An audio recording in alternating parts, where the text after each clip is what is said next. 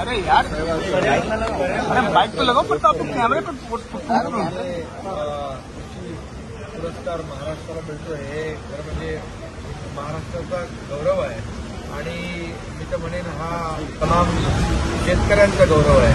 कारण कृषी क्षेत्रामध्ये जे महाराष्ट्राने काम केलं त्या कामाचा गौरव आहे असं मी या ठिकाणी मानतो. खरं म्हणजे भारत हा कृषीप्रधान देश आहे आणि त्यामध्ये महाराष्ट्राकडे आपण पाहिलं तर गेल्या आमच्या या माहितीच्या काळामध्ये शेतकऱ्यांना आम्ही प्राधान्य दिलं, शेतकऱ्यांना म्हणजे कृषी विभागाला प्राधान्य दिलं आणि शेतकऱ्यांसाठी नवीन नवीन योजना आम्ही आणल्या.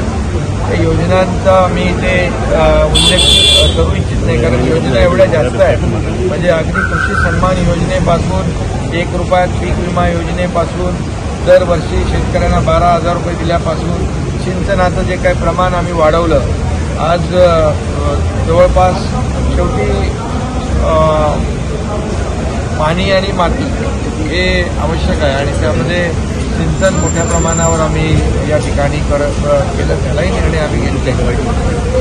शेतकऱ्यासाठी आता देखील आम्ही या बजेटमध्ये पंपिंग जे शेती पंपानी शेती करतात त्याचं पूर्ण वीज बिल माफ करण्याचा निर्णय घेतला. नॅनो युरिया वापरण्याचा निर्णय आम्ही घेतला. खूप मोठ्या प्रमाणावर जे केंद्र सरकार देखील प्रमोट करत आहेत. त्याचबरोबर बांबू हे सगळ्यात मोठं आमचं पाशा पटेल इकडे आहेत, कृषी मंत्री इकडे आहेत. बांबूची शेती खरं म्हणजे दुर्लक्षित होती. बांबू ऑक्सिजन जास्त सोडतो, कार्बन डायऑक्साईड जादा शोषतो आणि त्याच्यामध्ये कमी खर्चामध्ये शेतकऱ्यांना मोठ्या प्रमाणावर उत्पन्न मिळतं. आणि पर्यावरण जर आपण पाहिलं ग्लोबल वॉर्मिंग, क्लायमेट चेंज हे जर बघितलं आता कधी अवकाळी पाऊस, गारपीट, अतिवृष्टी या सगळ्या गोष्टी होतात. त्यामुळे एक मोठ्या प्रमाणावर बांबू लागवड देखील राज्यामध्ये 21 लाख हेक्टरवर करण्याचं देखील आमचं प्रयोजन आहे. आणि आदरणीय प्रधानमंत्री मोदीजींनी पण बांबू हे बास हे घास आहे म्हणजे जे काही त्याच्यावर अगोदर जे काही बंधनं होती ती सगळी दूर करून आता खूप मोठ्या प्रमाणावर यामध्ये आम्ही पुढे जातोय.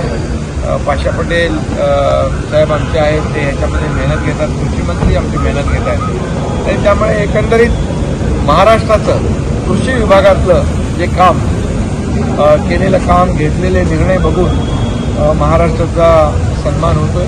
त्याबद्दल मी ॲग्रिकल्चर पुढे या डॉक्टर स्वामीनाथन यांच्या खरं म्हणजे डॉक्टर स्वामीनाथन यांचं शेतीमध्ये जे कृषी विभागाचे काम आहे खरं म्हणजे शेतकऱ्यांना न्याय देण्याचं काम, शेतकऱ्यांना समृद्ध करण्याचं स्वप्न त्यांनी पाहिलं आणि त्या संस्थेच्या माध्यमातून आज हा पुरस्कार मिळतो.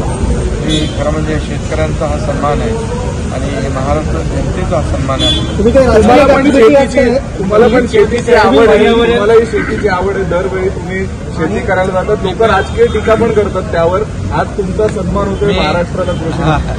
खरं म्हणजे शेतीची आवड असावी लागते आणि मी शेतकऱ्याचा मुलगा असल्यामुळे मला आपोआपच गावी गेलो की शेतीकडे वळतो आणि मी माझ्या गावी देखील मोठ्या प्रमाणावर वेगवेगळ्या झाडांची लागवड केलेली आहे आणि मोठ्या प्रमाणामध्ये एक त्या ठिकाणी लोकांना पाहता येईल आणि जी फळझाडं आहेत, फुलझाडं आहेत, इतर जे काही प्रकार आहेत ते आमच्या गावी त्या ठिकाणी मी स्वतःहून केले. आमच्या डॉक्टर त्यामुळे शेतकऱ्याचा मुलगा काय करणार, शेतीकडे पहिल्यांदाच अर्थसंकल्पामध्ये बांबूच्या विषयाला हात घालण्यात आलेला आहे. भाजपने महाराष्ट्रातील उमेदवार त्यांची आता इमेज बांबू मॅन म्हणून होते, पण तो महाराष्ट्र सरकारनं जो पुढाकार घेतलेला आहे याचे परिणाम येत्या कालावधीमध्ये दिसतील असं वाटतं.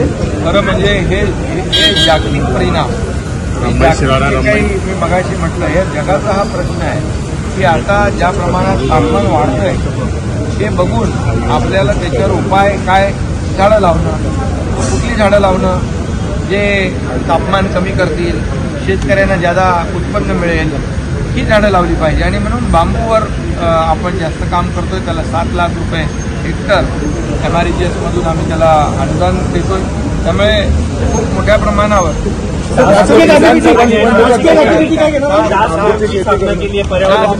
पर्यावरणाच्या पहिलं राज्य आहे की पर्यावरणाच्या प्रश्नावर एक टास्क फोर्स आम्ही तयार केला आहे. टास्क फोर्सचे प्रमुख आमचे पाशा पटेल आहेत ना, पाशा पटेल आहेत. राजकीय गतिविधी सर तुम्ही काय पहिले तर बाबू आणि आपलं पुरस्कार बघूया. लाडकी बहीण ही योजना आणली, पण महाविकास आघाडीचे काही आमदार आहेत की त्यांनी फॉर्म भरून घेत आहेत आणि पोस्टर पण लावलेले आहेत त्यांनी. काही लोक घटनाबाह्य मुख्यमंत्री, घटनाबाह्य सरकार म्हणतात, तर त्यांच्याच ऑफिसच्या समोर आमच्या मुख्यमंत्री माझी लाडकी बहीण योजना हे बॅनर लागलेले आहेत समाधान, आणि तेच फॉर्म भरून घेतात.